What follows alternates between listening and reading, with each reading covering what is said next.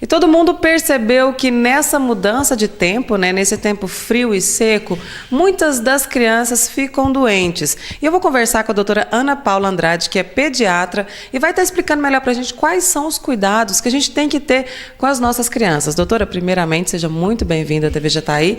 Vamos explicar então para o pessoal de casa o porquê que as crianças ficam mais doentes agora, nessa troca de tempo. Olá, Grace.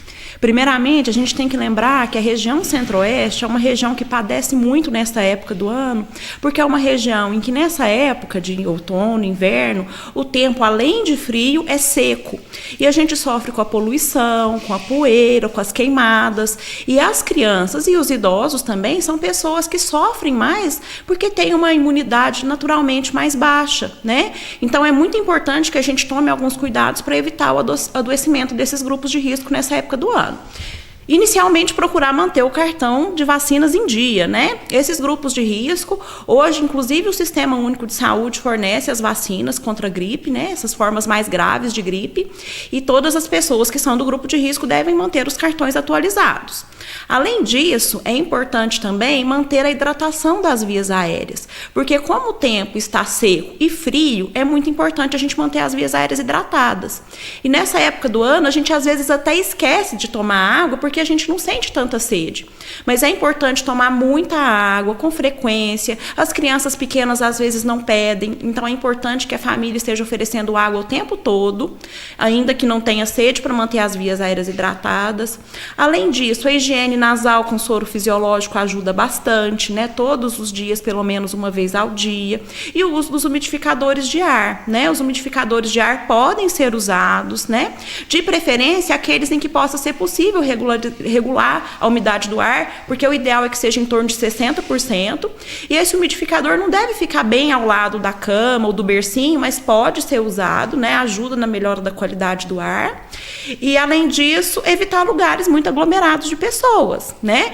Nesses lugares muito fechados, abafados, em que tem pessoas doentes, tossindo, espirrando, é sempre preferível que esteja mais longe, né, com as crianças. Doutora, a gente viu esse surto, né, de H1N1 e muitas crianças doentes, vários dos hospitais aqui de Jataí, muitas crianças. Quando é preocupante? Quando que o pai e a mãe falam, não, eu preciso procurar um pediatra porque isso não está certo? Quando? Sim, né? Os resfriados são muito comuns nesta época do ano, mas o que são os sinais de piora e de agravo que representam um caso em que a mãe deve se dirigir ao pronto-socorro ou procurar o pediatra da sua confiança? Quando a criança tem febre, principalmente se a febre for alta ou persistir mais que 24 horas, é importante ser examinada, ou se a criança dá sinais de que ela não está bem, prostração excessiva, né, cansaço ou falta de ar para respirar, essas devem se dirigir imediatamente ao pronto atendimento. Doutora, tem algum tratamento, alguma coisa que a gente possa dar natural em casa, né, para essas mães que estão nos assistindo, para prevenir, né, esse resfriado ou essa gripe? O mais importante em relação à prevenção, eu acredito que seja a higiene nasal, umidificação do ar e das vias aéreas, né, com o uso do soro fisiológico, e a vacina H1N1, contra H1N1, né, que é a vacina contra o vírus influenza.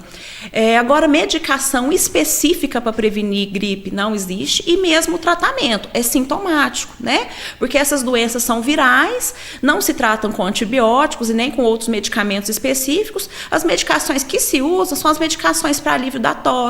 O mel e açafrão, por exemplo, tem um alívio. Os alimentos ricos em vitamina C, como o limão, a laranja, e a ingestão de bastante líquido também ajuda na resolução dos sintomas dos resfriados e das gripes. Tá certo, doutora. Agora nós vamos ter que desmistificar algumas coisas. A gente falou bastante, né, sobre esses resfriados e gripes. Agora chegou o assunto que muitas mães falam, olha, quando você for, pergunta sobre os doces, né? Porque agora está chegando julho, né? Época das férias escolares, e muitas das crianças extrapolam aí nesses doces. Né? Então, vamos dar um recado para essas mães que estão em casa nos assistindo. Doce demais nunca faz bem para a saúde, né? Um docinho vez ou outra, tudo bem. Mas é importante, inclusive nessa época do ano, que se mantenha uma alimentação saudável.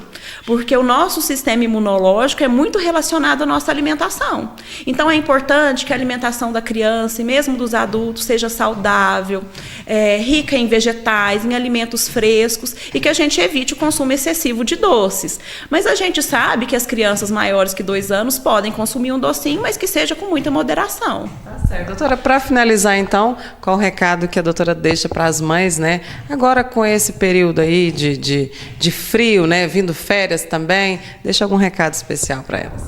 O meu recado é que para manter as consultas de acompanhamento com o pediatra em dia, para evitar o adoecimento, né? Porque o pediatra é aquele profissional que é capaz de te dar todas as orientações para manter a saúde do seu filho boa, para evitar que nessa época do ano ele adoeça, né? Então, o acompanhamento de pediatria não é só para tratar doenças, é para prevenir também as doenças, né? E só ele é o profissional que é capaz de te orientar, no momento que você precisar te dar o apoio que é necessário, né? Então eu sugiro que mantenham o acompanhamento de pediatria em dia e também a caderneta de vacinação. E evitar a automedicação, né, doutora? Isso, evitar a automedicação, isso também é importante.